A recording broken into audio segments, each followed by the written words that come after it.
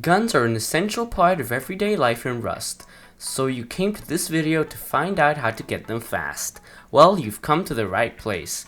Welcome to the Rust Beginner's Guide, where today I'll be telling you how to get guns fast in Rust.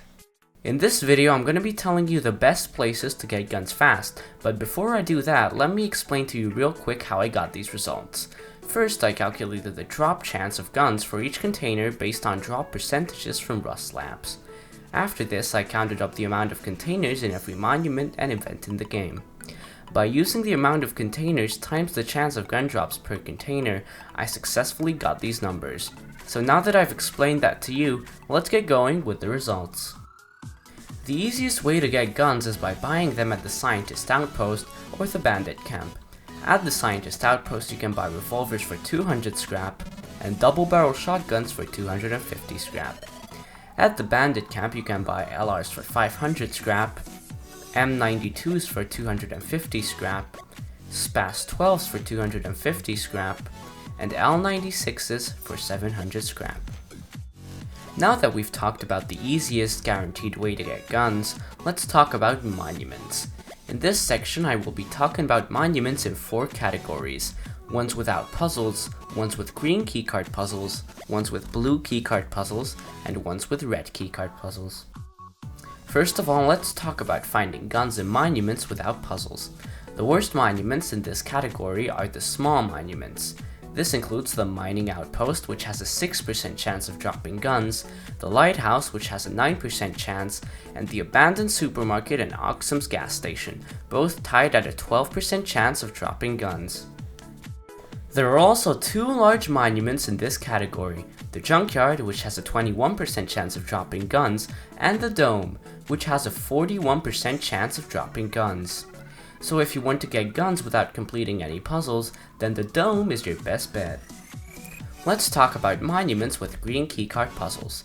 There are 3 monuments in this category: the Satellite Dish, which has a 15% chance of dropping guns, the Harbor, which has a 21% chance of dropping guns, and finally, the best in this category is the Sewer Branch, which has a 42% chance of dropping guns, which is exactly the same as the Dome. So if you have a green keycard, you can choose between the Sewer Branch and the Dome. Now let's move on to monuments with blue keycard puzzles. There are 4 monuments in this category: the Power Plant, which has a 66% chance of dropping guns, the Water Treatment Plant, which has an 81% chance of dropping guns, the Airfield, which has a 92% chance of dropping guns, which means that most of the time you'll find a gun here if you loot every container. And the best of the blue keycard puzzle monuments is the Train Yard, which, just like the Airfield, almost guarantees a gun drop with a 95% chance of dropping guns. Finally, let's talk about monuments with red keycard puzzles. There are 4 monuments in this category. The worst of them is the Small Oil Rig, which guarantees 1 weapon and drops an extra 1 or 2 by chance. Coming up in 3rd place is the Launch Site, which drops 3 weapons based on the numbers, but only if you defeat the Bradley APC. If you don't defeat it, you should only expect 1 weapon. In 2nd place, we have the Military Tunnel, which can drop up to 4 weapons from the crates and scientists combined, so be sure to loot everything if you pay to visit. And the best monument to get the most guns is the Large Oil Rig, as it can drop up to 5 guns from the locked crate, the scientists, and all the other crates. Now that we've discussed all the monuments, let's talk about the events that come onto the island from time to time. The worst of these is the Helicopter, which if shot down drops 4 crates, which combined have a 64.4% chance of dropping guns. 2 of these events are tied at 2nd place, the Supply Drop and the Chinook Crate, which both guarantee 1 gun.